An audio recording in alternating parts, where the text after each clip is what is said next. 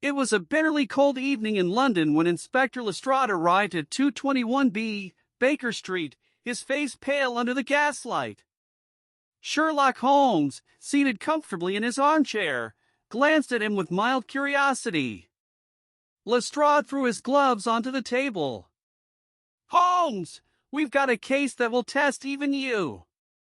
Holmes raised an eyebrow. "You flatter me, Inspector." Lestrade ignored the remark. Lord Alfred Lytton was found dead in his study this morning. A single gunshot to the head. The gun was in his hand, locked in a death grip.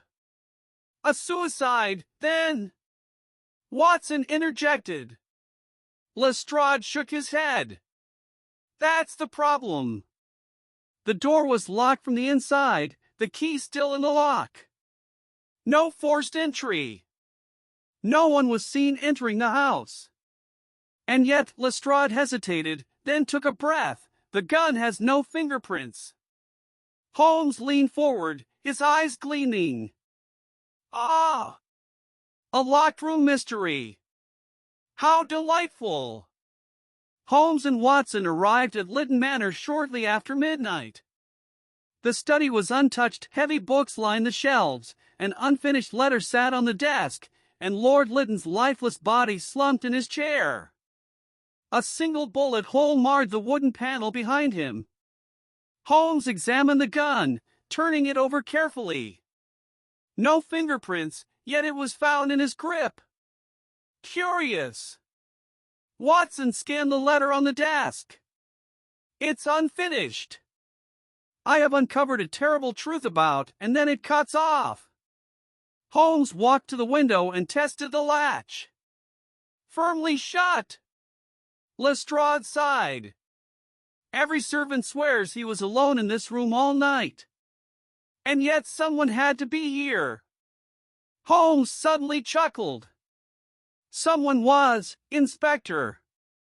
But not in the way you think." Holmes examined the ink blotter on the desk, pressing a sheet of paper against it. The faint impression of the unfinished letter emerged. Holmes read it aloud. "I have uncovered a terrible truth about the silent witness."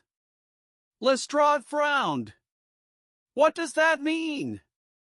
Holmes tapped the ink bottle, considering.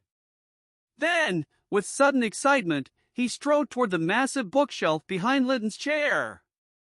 He ran his fingers along the spines, stopping at a heavy tome labeled Historical Cases of England. He pulled it forward.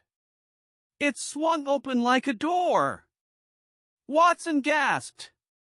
Behind the bookshelf was a narrow passage leading into darkness. Lestrade cursed.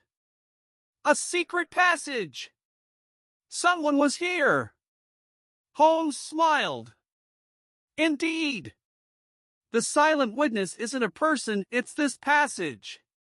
It allowed someone to enter unseen, fire the fatal shot, and leave without a trace." Holmes examined the bullet hole in the wall. This shot didn't come from Lord Lytton's own gun. He was already dead when the gun was placed in his hand. The killer wore gloves and planted it after the fact. Watson frowned. "But who could have done this?" Holmes picked up the ink blotter again. "There's only one person who knew Lord Lytton was about to expose a truth, the recipient of this letter." Holmes pulled out a magnifying glass and examined the envelope near the desk. The name read Baron Richard Stokes. After confronting Baron Stokes, Holmes pieced together the mystery.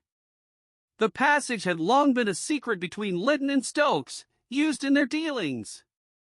When Lytton decided to expose their financial fraud, Stokes slipped into the study through the hidden door, fired the fatal shot, then locked the door from the inside before leaving through the passage.